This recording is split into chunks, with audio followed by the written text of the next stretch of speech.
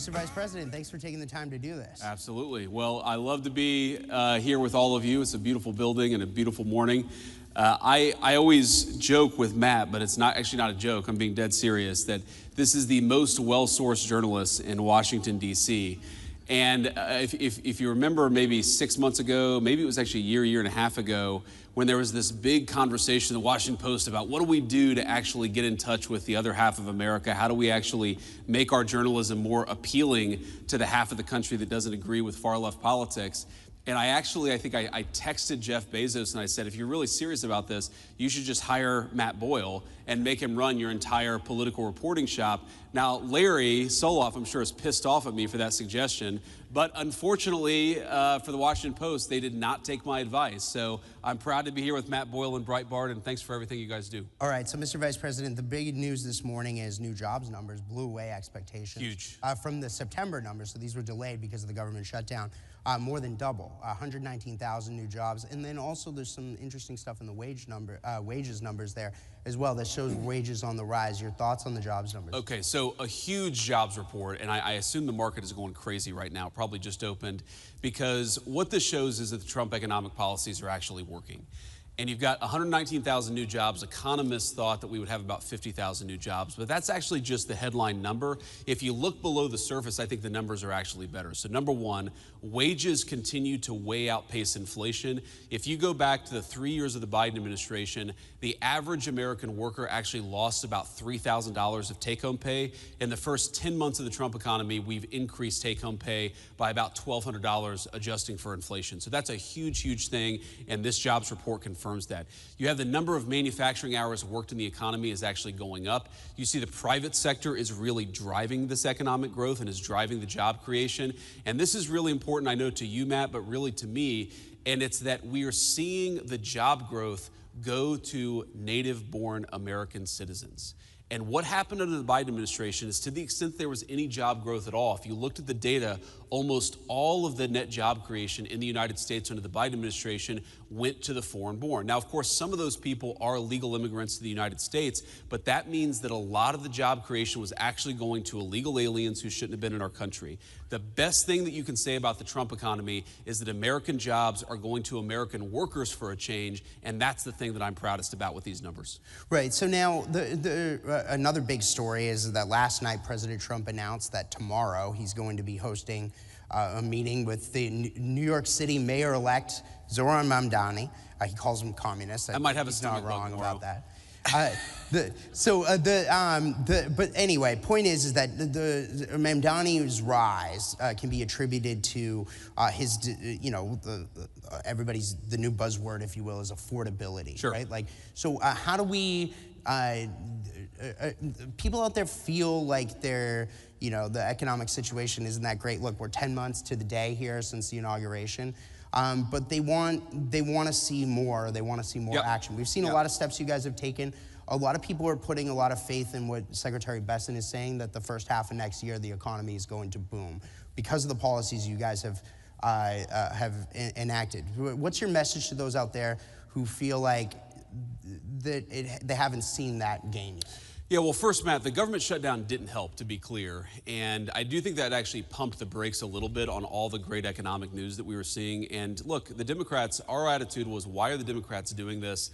They're the party of government. Why are they shutting down the government? For 10 years, they said to shut down the government is an act of economic terrorism on the United States. And it's sort of a question that answers itself, because I think that they were so worried about what the Trump administration is doing that they were willing to blow the whole thing up, hold a gun to the head of the American economy in order to get what they want. And that's going to cause a little bit of damage, but I think it'll be ultimately very, very minor, because we were able to get the shutdown wrapped up. And I guess my message to the American people who are still feeling like things are unaffordable, who are still feeling like things are rough out there is look, we get it, and we hear you, and we know that there's a lot of work to do. There's a lot of wood to chop because the Biden administration put us in such a very, very tough spot. And the way that I think about this is it's always helpful to take this from the abstractions to the actual real things that people are worried about. So take, for example, a dozen eggs. I'll never forget this. It was one of the very first, maybe the single first press conference that the president had done since he had started his second term. And some reporter, probably from ABC, yells at him and says, "What have you done about the price of eggs? The price of eggs are up 300% over the past 3 years." And it's like, it was January the 23rd. It's like, what do you mean, what have we done in 2 days? It's going to take a little bit of time to fix that problem. And so if you're an American who's just struggling to get by, you work hard, you pay your taxes, you want your kids to have good opportunities, and the price of eggs goes from $2 a dozen to $8 a dozen under the Biden administration, and then under the Trump administration, it goes from $8 a dozen to maybe $6.50 a dozen. Well, to you, that is still a major problem. And even though we've made incredible progress, we understand that there's a lot more work to do. And the thing that I'd ask for the American people is a little bit of patience. This economy was not harmed in 10 months. It took a deliberate 4-year administration that was making life harder for everyday Americans, that was importing foreign workers instead of giving jobs to American workers, that was over-regulating, overtaxing, overspending. They were doing everything wrong. And as much progress as we've made, it's gonna take a little bit of time for every American to feel that economic boom, which we really do believe is coming. We believe that we're on the front end of it, but we also recognize that we've got a lot of work to do to undo the damage that Joe Biden did to the American economy. And the last one I'll say, Matt, is let's be honest, it's not just Joe Biden. As much as I think Joe Biden was one of the most disastrous presidents of American history, we had a policy in this country for 40 years of shipping American jobs overseas and hiring foreign workers instead of American workers. That has caused the economic stagnation of the American middle class. There was one bright spot in 40 years, and that was the first Trump administration, and there is going to be a massive exception to that 40-year trajectory of American decline, and that's the second Trump administration. We just got to keep it going. Right, so now we're a year removed from you and President Trump winning a massive electoral victory in November 2024, and we're just a couple of months since our friend Charlie Kirk was brutally murdered by a radical leftist.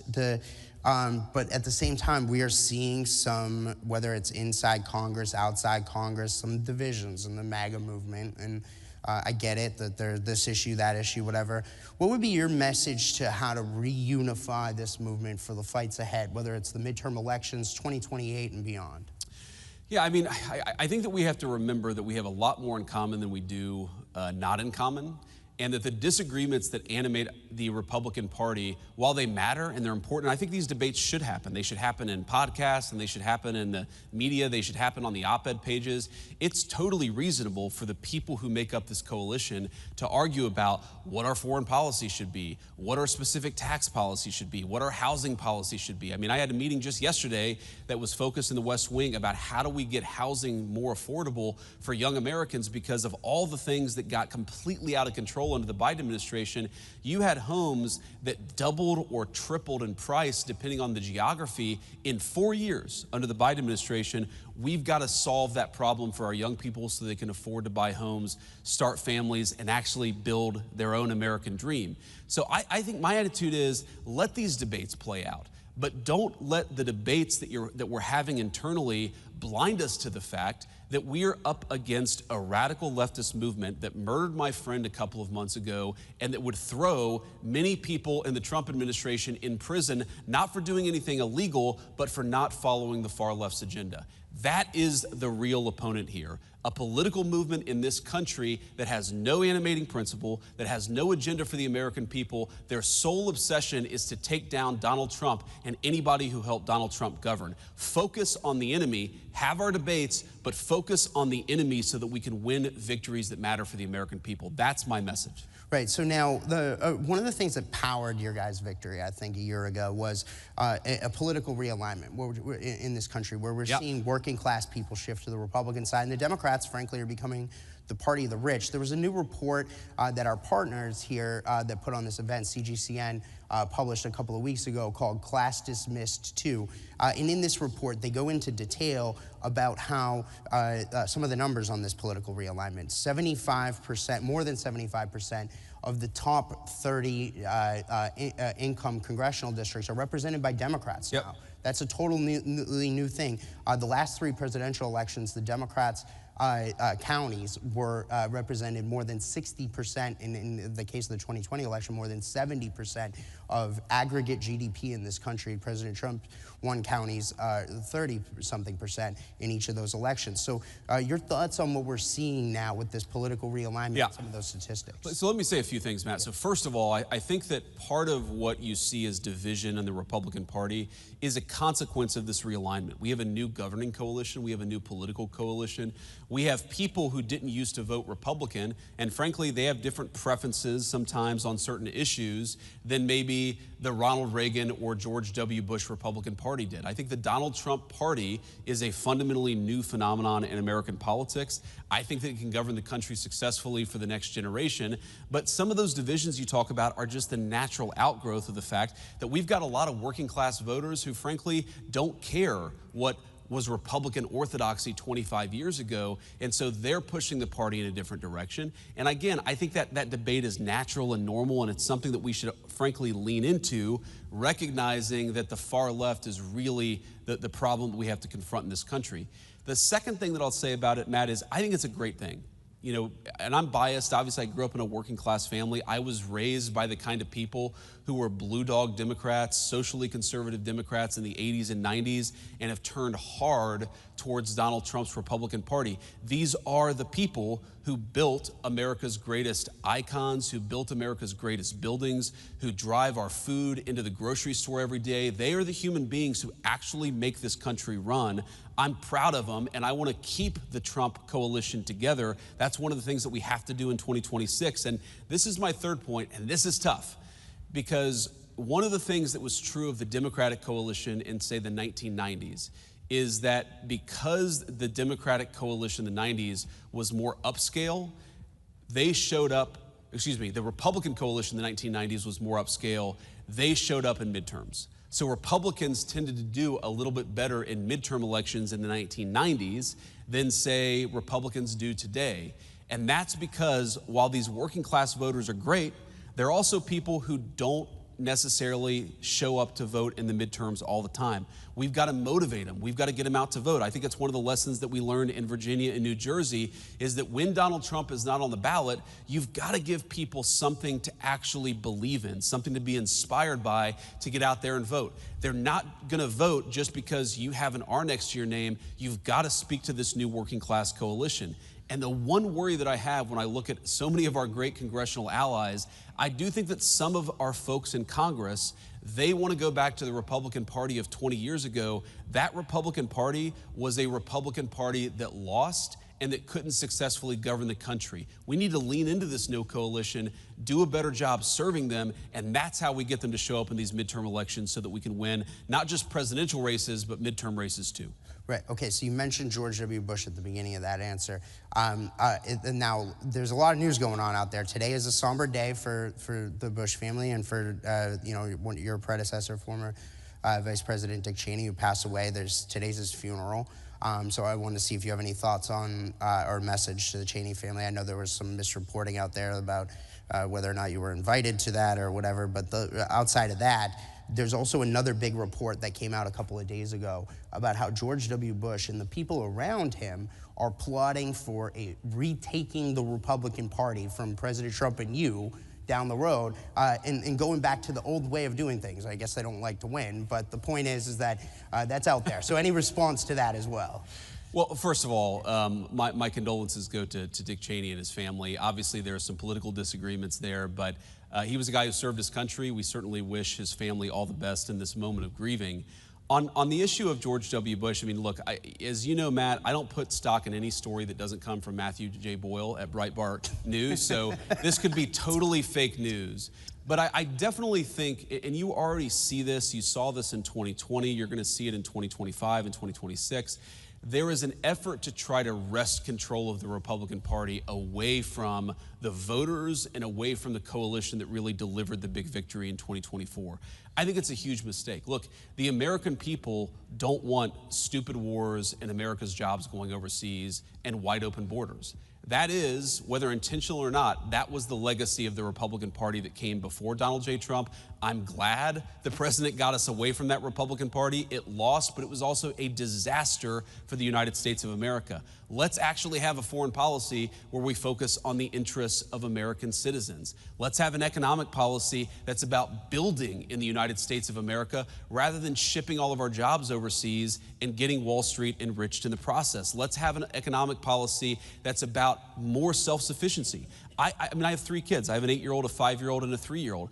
I don't want to wake up in a country where I take my kid to the doctor and they can't get antibiotics, because the antibiotics that were invented in the United States of America are manufactured in some foreign country. That is the legacy of the Republican Party that came before Donald J. Trump. We're not going back to it. Okay, so now you mentioned the foreign policy and the deals that we're seeing around the world. One of the things that's been the hallmark here of President Trump's second term, again, we're 10 months to the day since the inauguration, has been these deals. We were going to try to do this event last month, but I know you got called over to Israel on the Gaza deal. Sure. So give us kind of and by the way, we have in the audience here today, I know that there are ambassadors from at least 2 places. The European Union ambassador and the Taiwanese ambassador are here. Walk us through how President Trump has approached these various big picture deals, because I mean, he's got more than, I think, 85% of world GDP now in trade deals. Sure. With the United States, and I lost count of how many peace deals he's done this year. Yeah, well, greetings to the ambassadors. We're thrilled to have you, of course, and greetings to everybody else, including even the fake news, who I'm sure is reporting there in the back. There's a lot of fake news back I'm sure they're all lined up. I'm sure there are. I can see their fake news eyes peering up at me, I'm sure, ready to misreport everything that I've said today. But no, we love you guys too. Kind of. So here's the thing about the president's negotiating style. And I actually, we were a little delayed because the president called me right before I got on stage just about one of these deals that we're working on. And what I love about it is that it's never enough, right? And so you bring him a deal and, he sort of asks for this, this, and this. We want this tariff rate. We want this country to drop their tariff barriers. We want this country to drop their non-tariff barriers. And you say, I'm never going to be able to get that done. And then you get it done and you bring it to him and he said, well, I want 3 other things too. Because his attitude is he wants to get the best deal possible for the American people. And for too long, we had trade negotiators that so believed in the fake idea of free trade over fair trade that they were willing to sell American workers down the river without actually negotiating on the interests of American workers. And so whether it's with China or India or any of the countries that we struck deals, the basic principle is we want Americans to have better access to their markets. We believe in our workers. We think that we have the best products in the world. We want to be able to sell them everywhere. That's number 1. Number 2, we don't want foreign products to undercut the wages of American workers. We're actually going to protect our markets, protect our important industries, and that's a very important part of the Trump trade plan. And you've seen it happen in a lot of different ways. And then the final thing, and this raises your point about Gaza or any of these other foreign deals, is we've been able to use the incredible economic leverage of the United States of America. I mean, we're 25%, probably a little bit more than that, of the world GDP. Why don't we ever use our economic leverage to achieve peace? Because when countries aren't fighting each other, when they're actually using their economic talents to manufacture good things rather than weapons to kill each other, then that actually creates incredible economic opportunities for Americans. And that's what the president, that's why he's so focused on peace. He's fundamentally a humanitarian, and we've got 8 peace deals at this point. We're working on number 9 and number 10. And I think that, if he gets number 10 purely for mathematical harmony, if he gets to 10, the Nobel Prize should be awarded to Donald J. Trump, even though he's certainly earned it with the first 8. But I also think that there's this sense that while he wants to save lives, he also sees a world where people are engaging in commerce with one another rather than killing one another. And he just, he's a tough guy, but he's not a violent human. He's not a person, who I think understands violence at a sort of fundamental level. It's why don't you stop killing each other and start trading with one another? Why, rather than Russia and Ukraine killing one another, why don't they actually engage in some commerce with one another, travel between the 2 countries, engage in some sort of cultural exchange? That is his fundamental perspective that he takes into these things. And fundamentally, if we get more peace in the world, it's good for American workers, it's good for the American people, and the president's going to keep on pursuing peace. He's done very well so far, but he's going to keep on working at it. Yeah, so there's a lot I want to pack into this next question. So one of the things what we've seen, I think, since your guys' victory last year, the whole world over, everybody I've talked to around the world, really seems to have rallied to President Trump's vision on things like trade and immigration. I just saw, and particularly with regard to China and how we need to have a better deal with regard to there, and we just saw the president get back from there. Yep. I just saw comments that Pope Leo made about immigration. He said just the other day, and we did a huge story on it on Breitbart last night, that every country should get to decide, I'm paraphrasing him here, every country should get to decide who gets to come in. I mean, that's amazing to see that from the Pope himself. Sure. Your thoughts on more broadly how President Trump really does seem to have electrified the world and woke them up to these major issues that we're talking about here? Yeah. Well, Matt, you know I'm a devout Catholic, so I followed those comments closely, including on, of course, Breitbart.com. And that's my third Breitbart shout-out. I've done pretty good, right? There's a lot in 20 of minutes. Breitbart Not bad. Thank you. Okay, thank you, guys. But you know, it's interesting because you may not know it, judging purely from the comments of some people on social media, but the Catholic Church's views on this are actually quite clear. And it's that, yes, you must treat immigrants humanely. On the other hand, every nation has the right to control its borders. And obviously how you strike that balance is very important, but there's a lot of room there to actually control your own borders for the sake of your own people. One of the things, Matt, that you know always frustrated me about the immigration debate is that we ignored how open borders were not actually good for the dignity even of the illegal migrants themselves. You had little kids getting sex trafficked. We had 300,000 missing children under the Biden administration that the Mexican drug cartels had brought into our country. You had cartels using, in some cases, 9 and 10-year-old children as drug mules for their activity. Border security is not just good for American citizens, it is the humanitarian thing to do for the entire world. Because when you empower the cartels and when you empower the human traffickers, whether in the United States or anywhere else, you're empowering the very worst people in the world.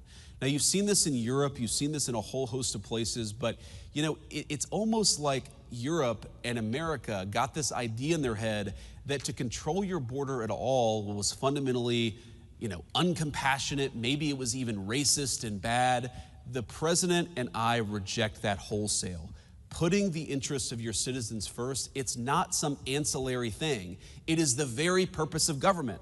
I am the American vice president. I wish very good things for the people of Mexico or the people of the United Kingdom or the people of any other country, but my priority, my charge is to look after the people of the United States of America, and you cannot do that if you're flooding the country with a ton of illegal immigrants and the drugs and the crime that they bring. Yeah, so the last question I've got, please give him applause for that one. That's incredible.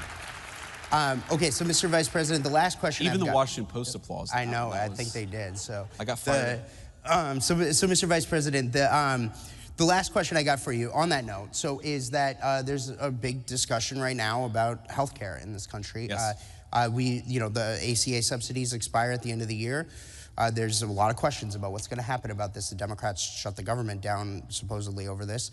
But where does this go? What do we do to address healthcare prices and premium prices and so on and so forth? What does that look like? Is it a reconciliation plan? Walk us through what happened. So what's so crazy about this, Matt, is right before the government shut down, we had a meeting with Hakeem Jeffries and Chuck Schumer in the Oval Office.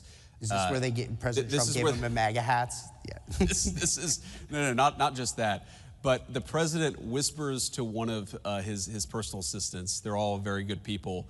And she kind of runs off, and I think to myself immediately, oh, what the hell have I gotten myself into? And she comes back with 2 Trump 2028 hats to give to Jeffries and Schumer. And then he has the photographer come in and he points at Jeffries as he's holding the Trump 2028 hat. And he's like, he says to the photographer, make sure Hakeem gets that. I'm sure he's gonna want to use it in his campaign advertisements. And it was like a hysterical moment. But when we got to the serious stuff, and they said, we really want to address the healthcare problem confronting the American people, the president said, well, absolutely. We agree. We want to address the healthcare problem confronting the American people. In fact, you people screwed it up with Obamacare, the Unaffordable Care Act, and now you're coming to us saying, let's fix it. Great, let's fix it. And then they said, I think they were kind of caught off guard, and they're like, well, but we want the fix before we're willing to open up the government. And the president was like, that's like 3 days from now. You want us to fix American healthcare in the next 3 days, and unless you do it, you're gonna shut down the government? How about we open up the government and then work together to fix American healthcare? And of course, we know the history. They rejected it. They shut down the government. But I don't want to get ahead of the president, Matt, because we had a very, very good meeting in the Oval Office yesterday. I think that we have a great healthcare plan coming together. I think that it's going to get Republican and Democrat support. And I think the president, look, right now, the American people get crap healthcare and they pay way too much for it. You have people who are paying thousands of dollars a month in premiums for a family of 4, a family of 5, and the access to health care is really low. This system is broken. The Democrats broke it, but who cares? We're going to work together if they're willing to fix it. And the interesting thing, Matt, is, people say, and this is one of the things I love about the president, people come to the president and say, no, don't talk about health care. That's a graveyard for Republicans. Republicans always lose on health care. And the president's like, I don't care about the politics of it. This system is screwed up for the American people. We need to fix it. So let's go and do it. Politics be damned. I love that. That's leadership, and that's exactly what we should want coming from the White House. Mr. Vice President, really want to thank you for taking the time here. Thank you, Matt. Good to see you guys. Thank you. I'm American Thank you. made. I got American part.